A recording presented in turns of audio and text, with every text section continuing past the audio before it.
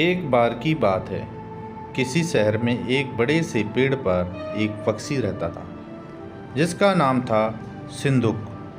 सबसे चौंकाने वाली बात यह थी कि उस पक्षी का मल सोने में बदल जाता था। यह बात किसी को भी पता नहीं थी। एक बार उस पेड़ के नीचे से एक शिकारी गुजर रहा था। शिकारी उस पेड़ के नीचे आराम करने के लिए ठहरा।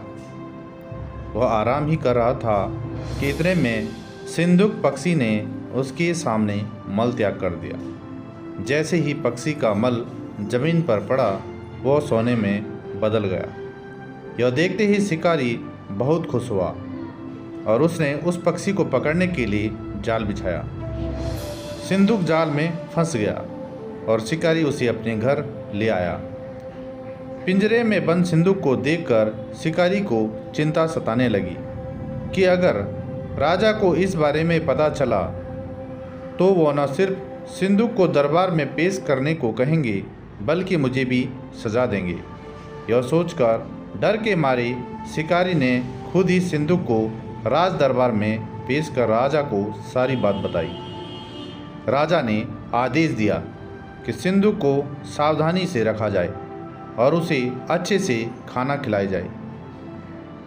ये सब सुनने के बाद मंत्री ने राजा को कहा, आप इस बेवकूफ़ शिकारी की बात पर भरोसा मत कीजिए। कभी ऐसा होता है क्या कि कोई पक्षी सोने का मल त्याग करे? इसलिए अच्छा होगा कि इसे आज़ाद करने का आदेश दें। मंत्री की बात सुनकर राजा ने चिड़िया को आज़ाद करने का आदेश दिया। सिंदूक उड़ते उड़ते राजा के दरवाजे पर सोने का मल त्याग करके गया।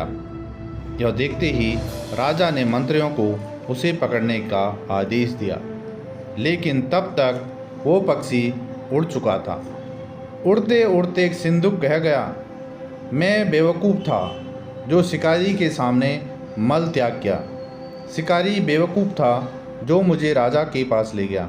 राजा बेवकूफ़ था जो मंत्री की बात में आ गया। सभी बेवकूफ़ एक जगह ही हैं। कभी भी दूसरों की बातों में नहीं आना चाहिए और अपने दिमाग से हमें काम लेना चाहिए।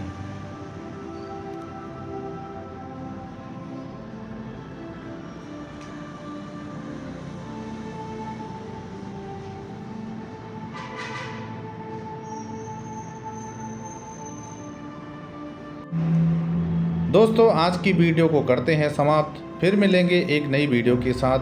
तब तक के लिए थैंक्स फॉर वॉचिंग। धन्यवाद।